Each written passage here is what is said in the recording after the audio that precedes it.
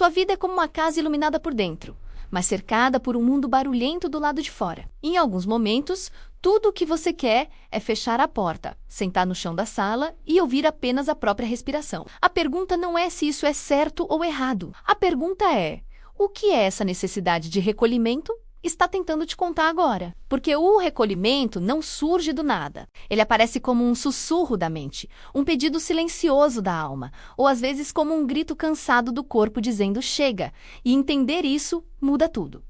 Por que eu quero me afastar? Para que esse silêncio? Isso é descanso ou fuga? O que esse movimento revela sobre mim, sobre minhas feridas, meus limites, meus desejos e meus medos? Quando a gente observa com mais atenção, percebe um padrão. Muitas pessoas se recolhem depois de dar demais, de se adaptar demais, de se explicar demais. Outras se recolhem porque o mundo parece rápido demais, exigente demais, ruidoso demais. E existem aquelas que se recolhem porque foram machucadas, decepcionadas, atravessadas por perdas que ainda não cicatrizaram. O recolhimento, então, pode ser um porto ou um esconderijo. Pode ser um templo de reconstrução ou uma cela invisível construída pelo medo. A grande diferença está em como você se sente aí dentro. Quando o recolhimento é saudável, ele se parece com um lago calmo ao amanhecer. Há silêncio, mas há vida. Há pausa, mas há presença. Você começa a perceber seus pensamentos sem ser engolido por eles. Começa a sentir emoções sem precisar lutar ou fugir. É como entrar em um ateliê interno, onde ideias, insights e entendimentos vão se organizando pouco a pouco. Mas quando o recolhimento é defensivo, ele se parece com um quarto escuro sem janelas. O silêncio vira peso, a solidão vira angústia. A mente não descansa, ela rumina. E cada dia longe do mundo aumenta o medo de voltar para ele. Por isso, refletir sobre como você se sente nesse espaço é essencial. Observe como você reage quando está só. Você se sente mais inteiro ou mais vazio? Mais claro ou mais confuso? Observe como você vê o mundo depois desse tempo. Ele parece mais ameaçador ou mais compreensível? Observe como você se comporta. Você volta com mais presença ou com mais evitação? Essas respostas são bússolas. Elas mostram se o recolhimento está te nutrindo ou te aprisionando.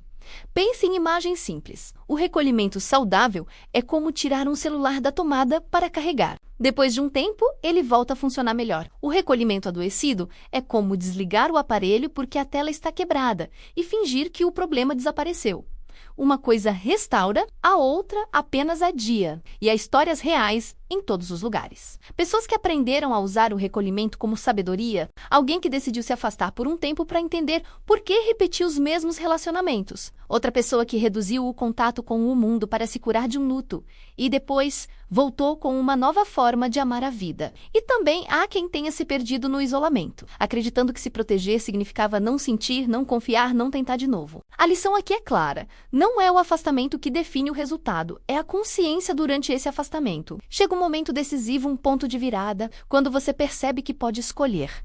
Escolher transformar o silêncio em escuta, escolher transformar a pausa em preparo, escolher transformar o recolhimento em um laboratório de autoconhecimento e não em uma fuga permanente. Esse é o instante revelador. Porque a vida não pede que você esteja disponível o tempo todo, mas também não pede que você desapareça de si mesmo e do mundo. Ela pede equilíbrio. Passos práticos fazem toda a diferença. Primeiro, dê nome ao seu recolhimento. Pergunte a si mesmo: isso é descanso, cura ou medo? Segundo, estabeleça um tempo consciente, mesmo que seja simbólico. Terceiro, use esse período para escrever, refletir, sentir e não apenas se distrair. Quarto, mantenha pelo menos um fio de conexão com o mundo.